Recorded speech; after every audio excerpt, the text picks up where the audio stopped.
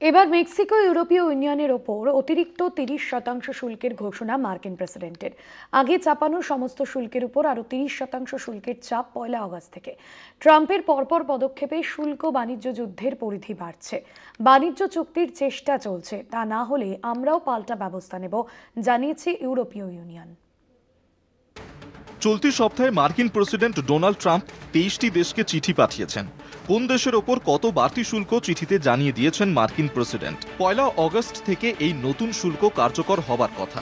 23টি দেশের তালিকায় রয়েছে কানাডা, জাপান, ব্রাজিল সহ আরও অনেক দেশের নাম। ইউরোপীয় ইউনিয়ন এবং মেক্সিকোতে পাঠানো চিঠিতে ট্রাম্প উল্লেখ করেছেন, সমস্ত আমদানিকৃত পণ্যের ওপর অতিরিক্ত 30% হারে শুল্ক আরোপ করা হবে।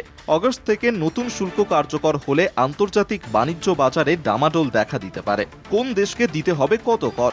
জাপানকে 25%, ব্রাজিলকে 50%, কানাডার জন্য 35%, ইউরোপীয় ইউনিয়ন 30%, বাংলাদেশ 35% সহ আরও অনেক দেশ।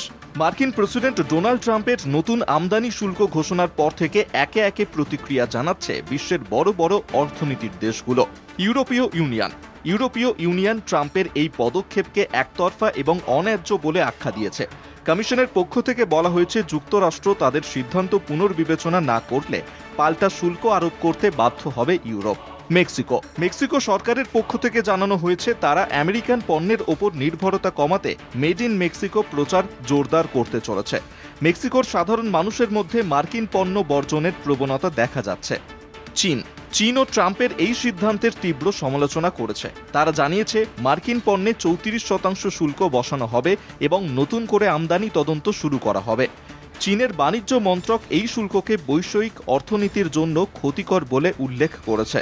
জাপান এবং দক্ষিণ কোরিয়া ট্রাম্পের এই কঠোর বাণিজ্য নীতির পর পরস্পরের সাথে বাণিজ্যিক সহযোগিতা বাড়ানোর কথা ভাবছে। তাদের লক্ষ্য শুল্কের নেতিবাচক প্রভাব থেকে অর্থনীতিকে রক্ষা করা।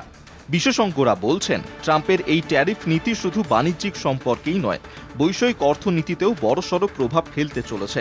এই ট্যারিফের সিদ্ধান্তে কেঁপে উঠেছে বিশ্ববাজার। বিশেষজ্ঞরা বলছেন, এর ফলে বাড়বে পণ্যের দাম, কমবে রপ্তানি আমদানি, আর বিশ্ব অর্থনীতি ঢুকে পড়বে নতুন অনিশ্চয়তার চক্রে। শেষমেশ এই বাণিজ্য যুদ্ধের খেসারত গুনতে হবে সাধারণ মানুষকেই। কলকাতা টিভি।